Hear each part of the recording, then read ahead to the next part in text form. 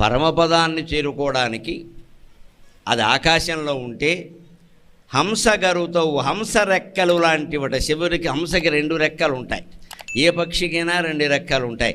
శివ అనేటువంటి 2 అక్షరాలు ఆ 2 రెక్కలు, హంస యొక్క రెక్కలు.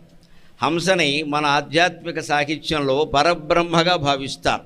ఎందుకంటే హంసక హంసక హంసక అంటే ఆ సగ యువతలకి పెట్టి హం అవతలకి పెట్టామనుకోండి ఏమవుతుంది?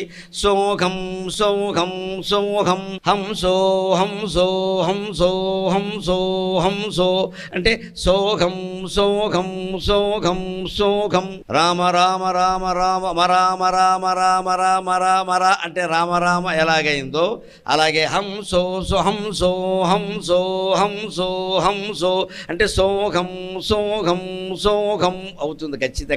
హంసక అన్న దాంట్లో అంత గొప్ప అర్థం.